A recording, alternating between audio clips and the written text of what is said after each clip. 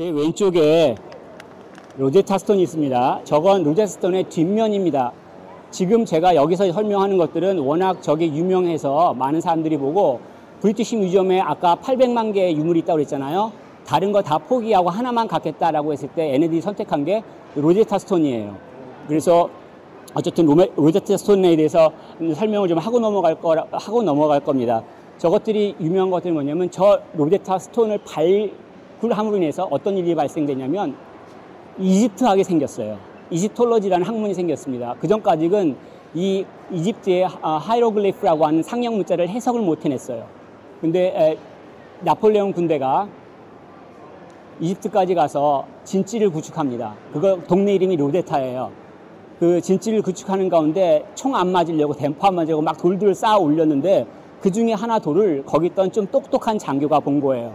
그 똑똑한 장교가 그 돌을 보고 충격을 받은 거예요. 왜냐하면 그 돌에는 3개의 언어가 기록되어 있습니다. 첫 번째 줄에 있는 게 뭐냐면 고대 이집트 상형 문자 하이로글리프라고 표현해요. 두 번째는 뭐냐면 당시 그 민중 문자 디모틱 스크립트라고 표현하는데 굳이 한국말로 얘기하면 한문 그리고 한글 이게 같이 있는 거예요. 그리고 맨 마지막에는 그릭, 에인션트 그릭이 적혀져 있는 거예요. 사람들이 디모틱도 몰랐고 그 하이로글리프 고대 상형 문자도 몰랐어요. 근데 그릭은 아니까 어떻게 합니까? 이 3개의 언어가 있는 건 같은 내용이다라는 전제하에서 그걸 껴맞추고 시작하는 거예요. 이걸 무식한 일을 해낸 사람이 누구냐면 프랑스 학자 샹폴레옹 이 사람이 했습니다. 원래 이 로제타 스톤이 발굴된 지 2년 뒤에 알렉산드리아 전투에서 영국군이 이겨서 걔네가 이걸 여기로 갖고 온 거예요. 근데 그 전에 프랑스 애들이 탁본을 떠나가지고 탁본 가지고 그쪽에서 이제 이것을 해석해냈죠. 첫 번째 해석한 거 뭐냐면 나중에 보면 알겠지만 이집트 가보면 글씨에다가 동글뱅이를 많이 쳐놨어요. 이 동글뱅이는 중요하다는 얘기잖아요. 오늘날은 밑줄 짝, 두 번 짝 그건데 왕의 이름에만 이 동그라미를 칩니다. 그래서 이것은 왕의 이름을 가리킨다라는 전제하에서 수많은 동글뱅이를 모아놓고 이제 하나씩 이게 무슨 소리를 내는가 맞춰가지고 고대 이집트 글자를 알아내기 시작하면서 이집트학이라는 학문이 이제 시작됐죠. 자, 그래서 이것도 이제 프톨레마이오스 5세의 공적, 프톨레미우스라고 하는 왕이 나 훌륭하다라고 하는 것을 칭찬하는 비석이에요. 공적비, 흔히 말하는 것. 근데 이것들이 성경하고 굉장히 중요한 점이 있습니다. 왜냐면 지금 BC 2, 3세기경에 이 로제타 스톤이 만들어진 거예요. 자, BC 2, 3세기경에 기독교라고 말해야 되나? 하여튼 유대교까지 포함해서 가장 혁명적인 일이 발생했는데 어떠한 일이냐면 성경이 최초로 번역됐어요. 그 히브리 말이 당시 공용어인 그릭으로 바뀌었습니다. 이걸 이제 우리는 이제 셉트아진트 70인역이라고 합니다. 그래서 당시 예수님 당시에 제자들이 성경을 인용을 할 때 대부분 이 70인역을 잘했습니다. 훌륭합니다. 자, 그것들을 인용해서 번역을 하죠. 무슨 얘기를 하냐면 갈라디아 4장에 때가 참에 하나님께서 그 아들을 우리에게 그리스도로 보내셨다고 얘기했잖아요. 그 때가 참에가 무슨 뜻일까라고 했을 때 그리스 로마 세계가 전제가 돼 있다는 얘기예요. 그 전까지는 언어가 틀려요. 그래서 다른 나라로 다른 민족으로 뭔가를 설명하려면 복잡하고 힘들어요. 근데 알렉산더가 세계 제국을 만들므로 인해서 이집트에서도 그리스 말을 할 줄 알면 왕의 말을 알아들을 수 있어요. 성경이 70년으로 그리스 말로 번역됐죠. 그래서 어떻게 되냐면 너무 쉽게 전파가 되는 거죠. 그런 의미에서 이제 하나가 됐고 로마 시기를 통해서 길이라는 것들 오늘날도 유럽에 가보면 어떤 길들은 로마의 길들 그대로 사용하죠. 그리고 그 정신들을 사용하면서 새로운 사상이나 아이디어가 전파되는데 너무 용이하죠. 요즘으로 말하자면 광섬유가 깔려가지고 인터넷 할 수 있게 된 것과 비슷하다고 볼 수 있습니다. 그리고 무엇보다도 이스라엘 백성들이 이방의 나라에 오랜 시간 있어서 많이 열받은 상태죠. 화난 상태죠. 우리는 하나님께서 택한 백성인데 왜 이렇게 사나?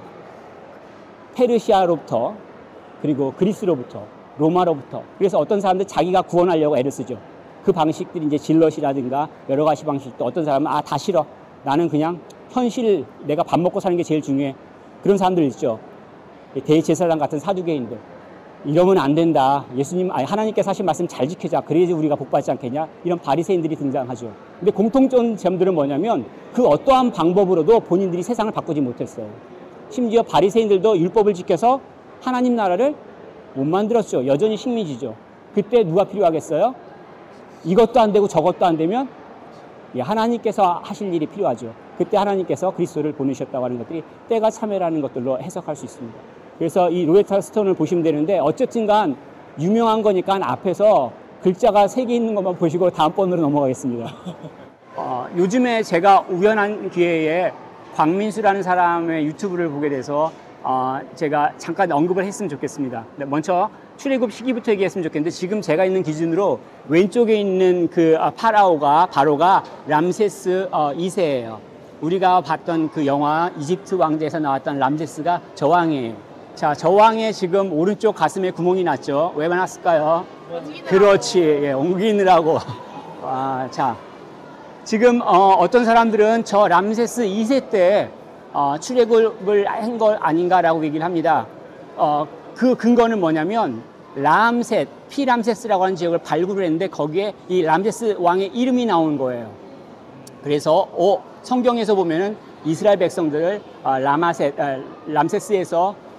람셋에서 일을 시켰다는 기록이 나오기 때문에 그러면은 그 당시 왕이 람세스 2세가 아닌가라는 게 사람들의 생각이었는데 문제는 이게 13세기 왕이에요. 근데 모세의 경우는 15세기 왕이기 때문에 많은 문제가 발생하죠. 그럼 여러 가지 말들이 나오겠죠. 이건 가짜다, 진짜다, 없다, 뭐 그런 얘기들이 할 수 있습니다. 그런데 그렇게만 연대를 측정하지 않습니다. 이제 제가 서 있는 입장은 저거는 나중 후기 출애굽설이고 전기 출애굽설은 바로 오른쪽에 있습니다. 이 하얀 기둥 뒤편에 투트모스 3세가 있습니다. 투트모스 3세는 15세기경 파라오예요. 근데 왜 투트모스 3세를 잡냐면 솔로몬 왕이 성전을 지을 때 그 기점을 열왕기상에 말하고 있죠. 뭐냐면 출애굽한 지 480년이 지난 다음에 성전을 건축했다라고 얘기해요. 솔로몬 왕은 한 900 몇십 년대에 왕이 됐습니다. 그렇기 때문에 거기서 480도 하면은 당연히 투트모스 3세의 제2기간까지 올라가죠. 그래서 이제 복음주의 계통에 서 있는 사람들은 출애굽 시점을 투트모스 3세로 잡고 있습니다. 근데 그것들은 뭐 그렇게 중요한 건 아닌데 출애굽이 비역사적인 사건이다라고 말한 사람이 있습니다. 뭐 굳이 기억 안 하셔도 되는데 제가 말하고 있는 게 뻥이 아니다라는 걸 말하기 위해서 광민수라는 사람이 현재까지 알려진 증거들에 따른다면 출애굽은 실제 있던 사건이 아닙니다.